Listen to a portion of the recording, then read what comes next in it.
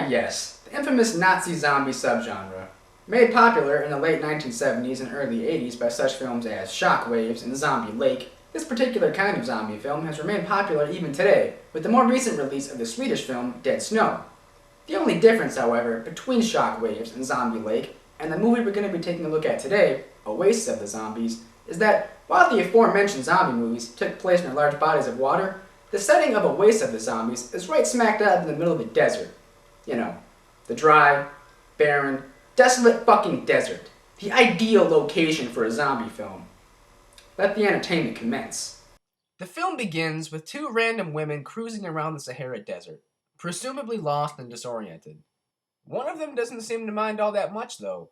Where the hell are we? Here, take a look at this. Guadalest Oasis. That's where we are. And so what? It's beautiful, isn't it? Yeah. Beautiful. When I think of an oasis, I picture a cluster of palm trees with a nice spring or watering hole nearby. Apparently, my definition of what an oasis should consist of differs greatly than that of director Jess Franco, because his oasis consists of scattered car parts and piles of debris. The dim-witted pair decide to wander around aimlessly, and this is where we begin to realize that Oasis of the Zombies is a movie plagued with inane dialogue dubbing and excruciating film padding.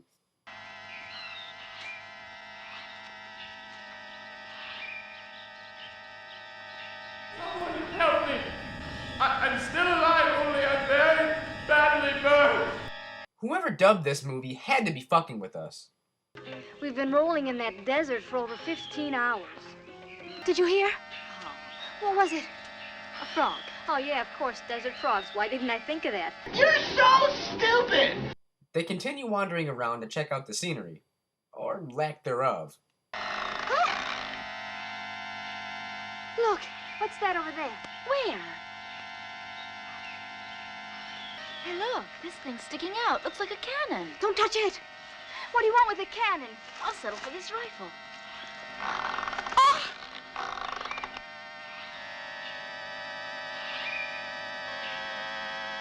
Stop cutting to that! One of the two is attacked by what I'm assuming to be a zombie, but the special effects department was so fucking inept that they simply didn't bother to dress these arms like that of a zombie. Those are obviously human hands! After the opening credits, we are introduced to a pudgy-faced Ron Perlman lookalike named Kurt, a former Nazi colonel out to locate a shipment of lost gold in the desert. He goes to see Captain Blabbert, also a World War II veteran, to discuss the whereabouts of the Nazi gold. Of course, you're aware there's a legend. The ghosts of your soldiers still stand guard over the treasure. They were fine men, all of them. Trained them myself. Except, I don't believe in legends, but should it be true, they'll soon find out who's the boss. I hope you're right, if they recognize you. Yeah, it might be kind of difficult without the sawed-off horn prosthetics. Kurt promptly kills Blabbert and takes off with the map containing the location of the oasis where the Nazi gold is hidden. This guy is a real dick.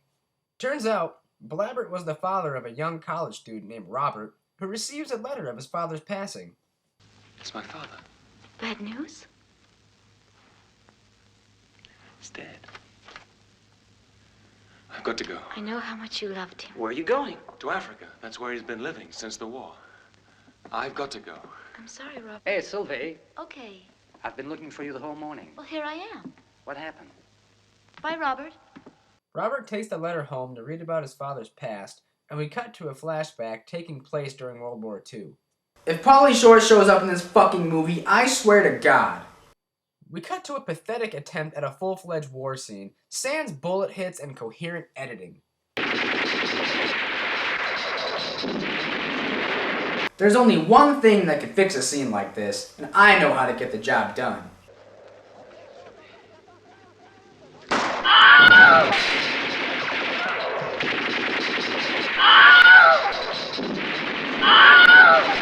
Ta-da! You're welcome, Jess Franco. I just fixed your movie for you. With proper Wilhelm screams sprinkled throughout, you now have a legit war scene in your film. Robert's father escapes from the massacre on foot and attempts to conquer a massive sandhill.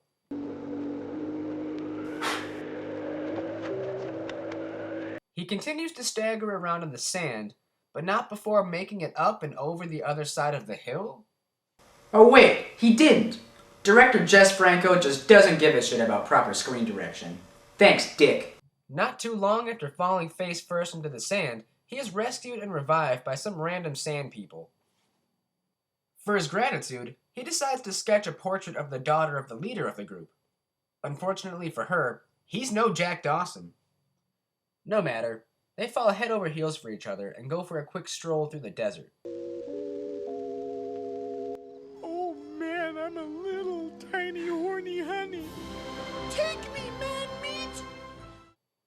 Cut back to present day, where Robert has explained to his college buddies all about the oasis of hidden Nazi gold that was left behind, and they come to a mutual agreement to seek out said fortunes. Let's go check it out right now before I change my mind. And we forget about our exams, right?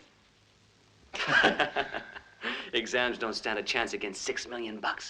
We could wait till the term's finished and make it over then. That'd be just swell. Swell? Sounds like somebody is suffering from Sylvester the Cat syndrome.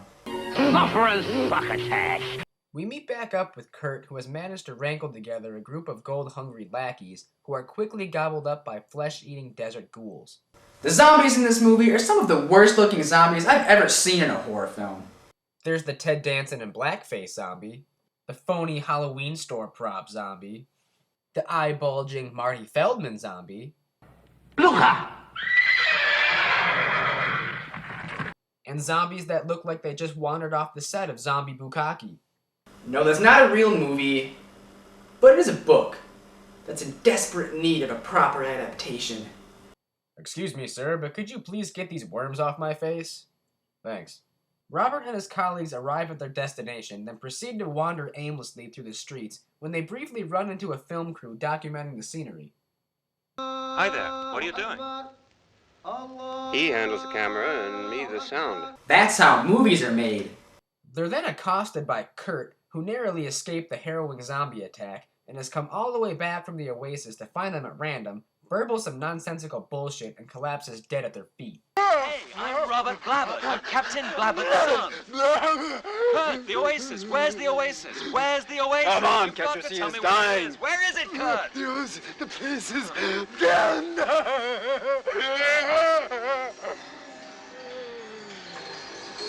What happened to him? He met the Walking Dead. He was weird. His body is then promptly burned on the sidewalk out front of the villa. That strange man we never met before just died in front of our eyes. Instead of contacting proper authority to notify them of this deceased individual, let's just cremate him on the street.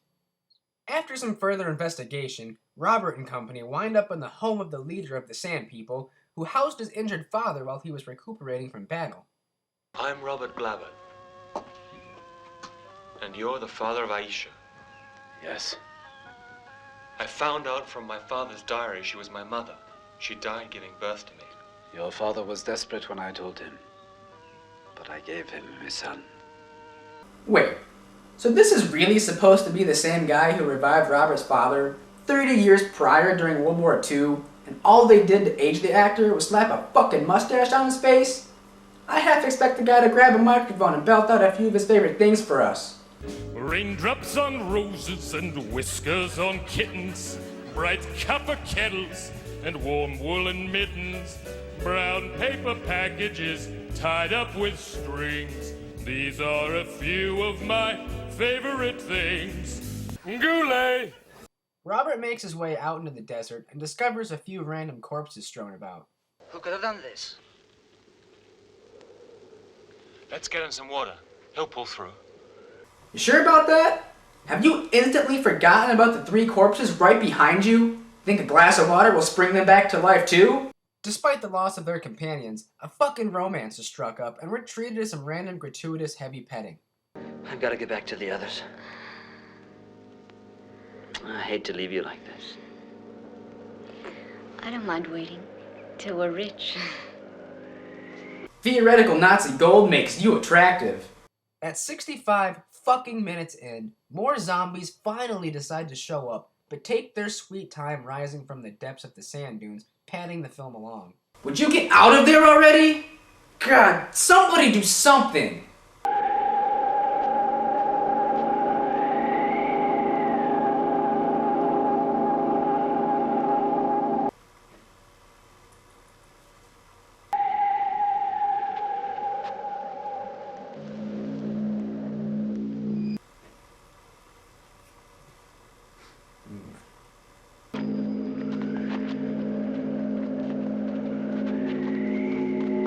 The living dead finally get their act together and descend upon the unsuspecting college kids camping out for the night.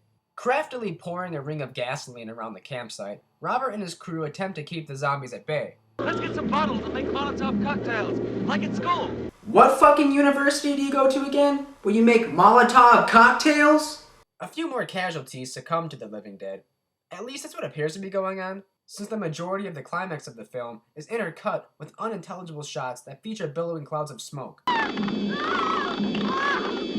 It's a good thing her leg is made of croaking frogs, or that probably would have hurt. Several zombies are subsequently dispatched, but once the sun rises, the remaining ghosts retreat, simply vanishing into thin air. Run away! Run away! Run away! The movie ends when Sheik wearing Robert Goulet shows up on a camel and asks Robert if he found what he was looking for. I mainly found myself. Really? That's the last line of this fucking movie? Really? Really. They wander off into the desert sun, leaving behind all $6 million in Nazi gold, thus concluding the entire trip as a monumental waste of time. If you truly feel the urge to endure the mind-numbing awfulness that is Oasis of the Zombies, be sure to have your remote control handy to skip through its drawn-out scenes of the living dead rising from their sandy graves and random lingering shots of car rims. Fuck film padding, fuck Jess Franco, and fuck this movie. They came out of the sandwiches here.